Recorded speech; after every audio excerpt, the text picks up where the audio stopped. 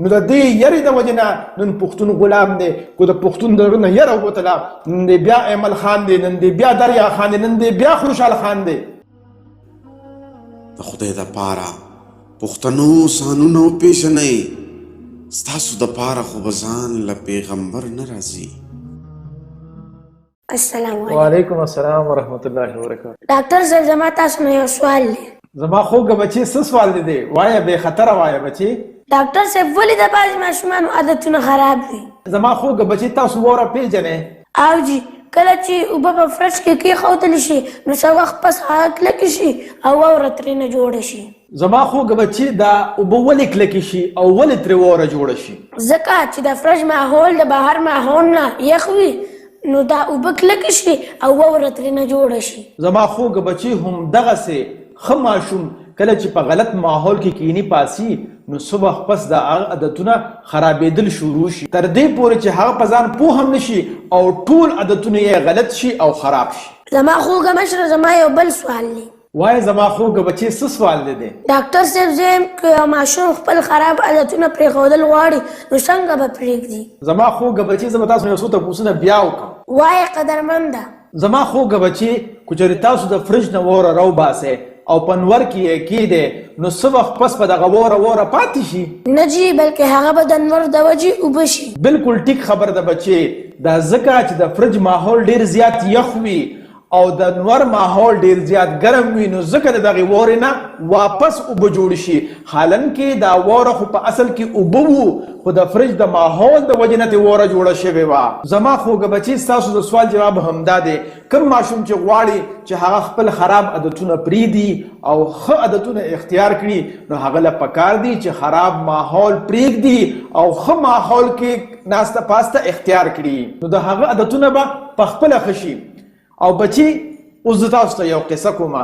شیخ سعدي رحمت الله علیه یو ځل په حمام کې لامبل نو هغه وخت کې به خلکو ځان باندې خوشبودارې لوټې مږلې نو شیخ سعدي صاحب فرمایي چې ما د یوې لوټې نه تپوس وکړ چې تا کې دا خوشبو د کوم اړخ نه راغلې ده نو هغه لوټې ما ته په جواب کې وویل چې زه هم د دغې خاورې نه جوړه شوې لوټه یم خو یو څو ورځې مې د ګل سره تېرې کړي دي د هغې وجې نه په ما کې خوشبو راغلې ده نو ځکه خو رحمان بابا وایي چې په محفل د عالمانو به سره زر شي کوې کاڼې او یا لوټه د صحرا.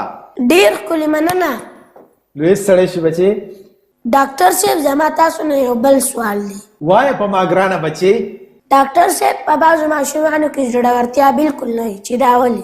زما خوږه بچې کله چې ماشوم پیدا شي نو دا دنیا خو هغه په لومبي ځل لیدلې وي هغه ته هر څیز نوی او عجیبه غوندې ښکاري نو په هغه کې د لټون ماده ډېره زیاته وي او هر څه لټوي او ګوري یې کله پیالې به رالي او کله به ګیلاس رالي ګوري به او کله کله به د لټون په نیت باندې ځمکې او فرش له هم رابغی په دې اړو پروا نه وي چې مات به شي او تاوان به وشي ولې بل اړخ ته د هغه مور وایي چې مه کوه بچې پیالې به ماته کې تاوان به وکړې او کله کله چې په خبرو باندې دې منع نشي نو مور ولا یو څو پړقونه هم ورکړي چې په هغې سره د دغه ماشوم په زړه کې یره پیدا شي او همدغه شانتې کله چې دغه ماشوم د سبق لوستلو قابل شي او استاد ته کیني نو که سبق یې ټیک خو ډېره ښه خبره ده خو که غلط یې نو استاد یې هم د ټیک کولو په نیت باندې یو څو غره به ووهي د هغې د وجې نه د ده په زړه کې دا یره نوره هم سیوا شي او دا پکې لاسه کې کله چې همدغه ماشوم په لاره کوڅه کې لوبې کوي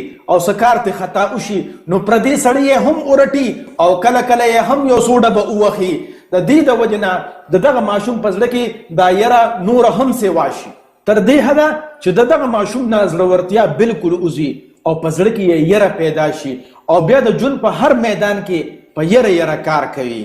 نو زه به بچي تاسو یو قصه وکړم او هغه داره تاسو ماشومان چې کله لوبې کوئ نو په دغه ماشومانو کې یو ماشوم ډېر زیات زړور وي او هغه چغې وایي چې زما په ټولګي یعنې په ټیم کې به څوک وي او ما له راشه او په هغه کې د مشرۍ یعنې د لیډرشپ صلاحیتونه وي ځکه چې هغه ډېر زیات زړور وي او بعضې ماشوم داسې وي چې هغه وایي چې زه به چا سره په ټولګي کې یم او ما ځان سره واخلئ ولې چې د هغه په زړه کې یره ناسته وي نو هغه هر کار او ژوند تر دې پورې چې لوبې هم په یره کوي.